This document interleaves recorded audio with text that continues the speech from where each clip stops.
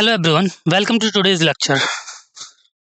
In today's lecture, we will see some practice questions based on definite integrals.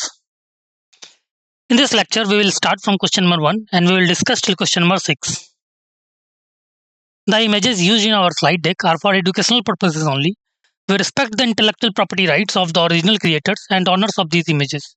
If you are the owner of any of the images used in this deck and have any concerns or issues, please contact us at sathi@iitk.ac.in and we shall remove the images. Let's start with question number 1, which says that if fx is a function satisfying f of 1 by x plus x square fx equal to 0 for all non-zero x, then integration of sine theta to cosec theta fx dx is equal to. So see, we basically have to find the integration of sine theta to cosec theta fx dx, and we are given this function. Clear? We are given this function. Okay.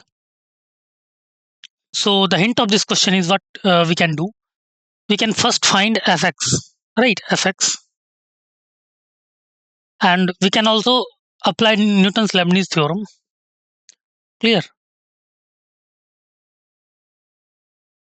Okay.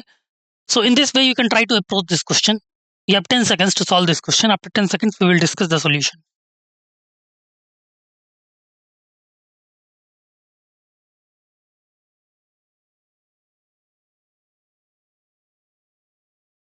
Okay, let's move to the solution part C.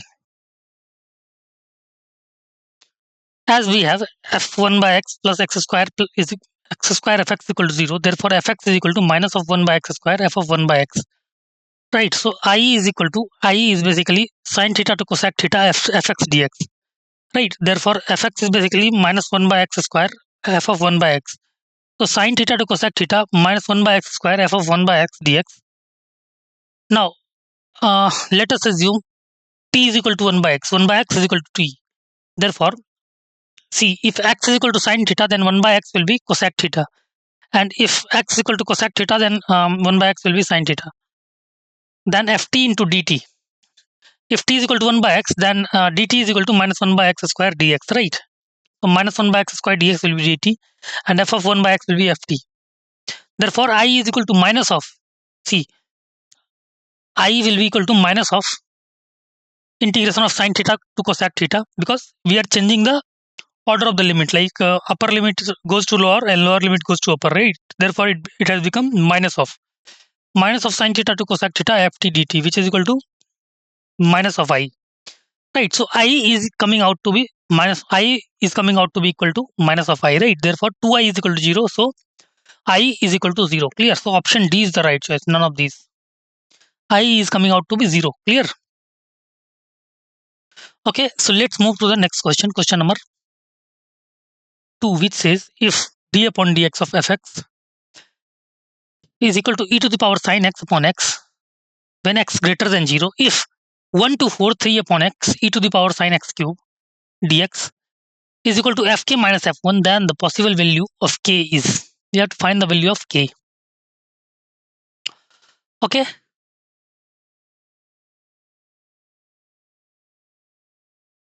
So what can we think about this question? See, f dash x is basically e to the power sine x upon x, right? So we can assume sine x cube as t or x cube as t. Clear? We can apply this substitution, or if you have any other thing in mind, you can apply that, right? So you have 10 seconds to solve or think about this question. After 10 seconds, we will discuss the solution.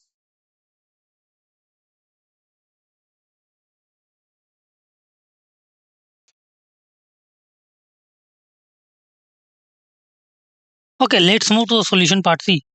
D upon dx of fx is equal to e to the power sine x upon x, right? Therefore, 1 to 4 3 upon x e to the power sine x cube dx is equal to 1 to 4 1 to 4. What we have done, we have basically multiplied and divided by x square, therefore it will become 3x square upon x cube e to the power sine x cube dx, right? So as we discussed, let us put x cube is equal to t. x cube is equal to t. Therefore, 3x square dx will be equal to dt. So ft will become c. If x is 1, then t will be 1. If x is 4, then t will be 64 because 4 cube is 64. Therefore, ft will be integration of 1 to 64 e to the power sine t, and it is e to the power sine t upon t dt. Therefore, it becomes ft 1 to 64. So therefore ft is equal to f of 64 minus 1, f of 1. Now on comparing, we get k is equal to 64. On comparing, k is equal to 64. Got it? K is equal to 64. Right. Option D is the right choice. Option D is the right choice. Got it? Let's move to the next question. Question number 3, which says if G1 is equal to G2, if G1 is equal to G2, then 1 to 2 f of gx, f of gx to the power minus 1 f dash gx into g dash x dx is equal to. Right. So if G1 is equal to G2, then 1 to 2 f of gx to the power minus 1 f dash x gx into g dash x is equal to. Right. So in this question also, you need to apply some substitution. Right. You need to apply some substitution. Right. That means you can assume f of gx as t, then f dash gx into g dash x dx will be equal to dt, right? So in this way, you can try to approach this question.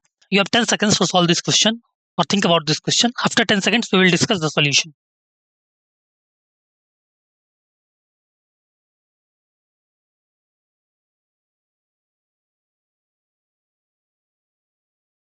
Okay, let's move to the solution part C. As it is given, let I is equal to 1 to 2 f of gx to the power minus 1 f dash gx into g dash x dx. Put f of gx is equal to z. Then f dash gx into g dash x dx is equal to dz. When x equal to 1, then z is equal to f of g1. Right. When x equal to 1, then z is equal to f of g1. Now when x equal to 2, then z is equal to f of g2. Right. When x equal to 2, z is equal to f of g2. Therefore, I is equal to integration of f of g1 to f of g2, 1 by z dz. Right. 1 by z dz. Therefore, it is equal to log x log z. Integration of 1 by z dz is basically log z, right? So log z limit is from f of g1 to f of g2. So I is equal to log of f of g2 minus log of f of g1, and which is equal to 0, right? Because g2 is equal to g1 is equal to g1, right? Because log f of g2 minus log f of g1 can be written as log f of g2 upon f of g1, right? And g1 is equal to g2. Clear? Then f of g1 is equal to f of g2. Clear? Therefore, I will be equal to 0, right? So option C is the right choice. C is the right choice. Got it? Now let's move to the next question. Question number 4, which says that for x 0 to pi by 2, let the value of integration of 0 to sine square x sine inverse root t dt plus 0 to cos square x cos inverse root t dt is. So see, the hint of this question is, again, you can assume root t as some z, or you can assume t as z square, like that. Okay, or you can directly apply Newton's Leibniz formula, right? By these two methods, you can approach this question. You have 10 seconds to solve or think about this question. After 10 seconds, we will discuss the solution. Okay.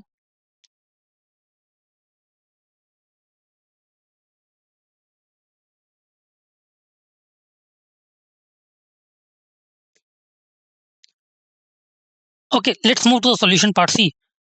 We have put t is equal to sine square z. Why we have put t is equal to sine square z? Because sine inverse root t. So if we have to remove sine inverse, then we need sine inverse sine of something, right? Sine inverse sine of something. Clear? So if we got sine inverse sine of something or cos inverse cos of something, then we can easily remove inverse thing, right? So we can put t is equal to sine square z in first integral. in this integral we have put t is equal to sine squared z, because after putting t is equal to sine squared z we will get sine inverse sine z, and in the second integral we can put t is equal to cos square u, cos square 2 u. So by putting t is equal to cos square u we will get cos inverse cos u, right? Therefore dt will be 2 sine z cos z, and uh, for the second case dt will be minus 2 cos u sin u. Therefore I is basically 0 to x, I is basically 0 to x, z into 2 sin z cos z dz plus pi by 2 to x, pi by 2 to x minus u 2 sin u 2 cos u sin u du. Therefore I is equal to 0 to x z into sin 2z dz minus pi by 2 to x u sin 2u du.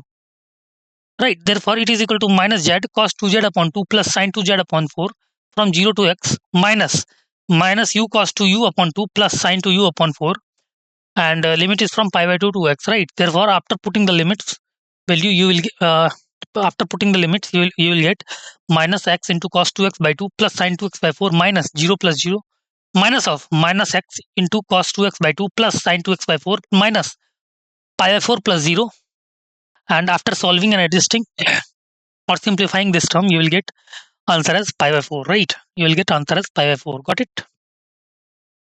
So I think option A is the right choice. Option A is the right choice, pi by 4. Got it? Let's move to the next question, question number 5, which says if capital F x is equal to small fx plus f of 1 by x, where fx is equal to 1 to x log t upon 1 plus t dt, then capital F of e is equal to capital F of e is equal to. So we are given fx, we can write fx and f of 1 by x. So see, we can differentiate throughout both sides. We can differentiate throughout both sides to get f dash x, and after that by proper or by further simplification you will get the value of capital F x, and by putting the value of e you can easily find the value of capital Fe. Right, so in this way we can approach this question. You have 10 seconds to solve or think about this question. After 10 seconds we will discuss the solution.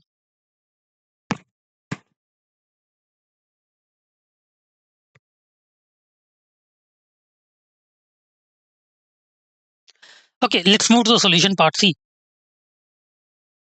As we have discussed, fx is equal to 1 to x log t upon 1 plus t dt, and capital fx will be equal to fx plus f of 1 by x. So capital Fe is basically fe plus 1 by fe.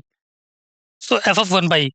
So capital Fe will be integration of 1 to e log t upon 1 plus t dt plus 1 to 1 by e, 1 to 1 by e log t 1 plus log t dt. Now put t equal to 1 by t in second integration. Put t equal to 1 by 2 in this second integration. You will get Fe is equal to 1 to e log t upon 1 plus t dt, plus what we have done, we have put basically we have replaced e with 1 by e, right? Therefore 1 to we have replaced t with 1 by t. Clear? Therefore a limit will change from if t is 1, then lower limit will be 1. If t is 1 by e, then upper limit will be e. If t is 1 by e, then 1 by t will be e, right? And what we have done, we have basically put t is equal to 1 by t, therefore minus of log t upon 1 plus 1 by t d of 1 by t, right? So integration changes from 1 to e log t upon 1 plus t dt minus integration of 1 to e t log t upon 1 plus t into minus d of 1 by t is basically minus dt upon t square. Therefore it is equal to 1 to e log t upon 1 plus t dt plus 1 to e log t upon t into 1 plus t dt, right? Now we can write one integration of 1 to e log t upon 1 plus t dt plus integration of 1 to e log t upon t into dt minus integration of 1 to e log t upon 1 plus t dt. Now you can easily see that this term and this term will cancel out. This term and this term will cancel out. But what we have done basically 1 by t into t plus 1 can be written as 1 by t minus 1 by t plus 1 by using partial fraction, right? Therefore after solving we are left with only this value, integration of 1 by e 1 to e log t upon t dt, right? Therefore it is equal to log t square by 2 1 to e, which is equal to 1 by 2 log e square minus log 1 square. So it is equal to 1 by 2. Clear? So our final answer will be 1 by 2 is the right choice. A is right choice. Got it? Clear? Now let's move to the next question. Question number 6,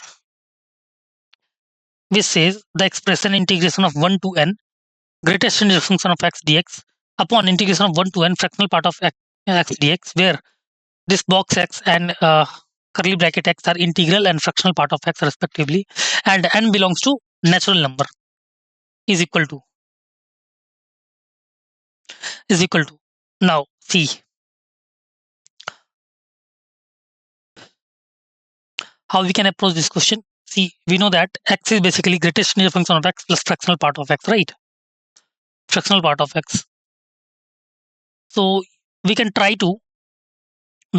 since n belongs to natural number, so we can convert greatest integer function of x as from 0 to 1 greatest integer function of x dx, plus from 1 to 2 greatest integer function of x dx, plus from 2 to 3 greatest function of x dx, like that till n minus 1 to n greatest integer function of x dx. And fractional part of x can be written as x minus greatest integer function of x. In this way, you can try to approach this question. Okay, you have 10 seconds to solve or think about this question. After 10 seconds, we will discuss the solution.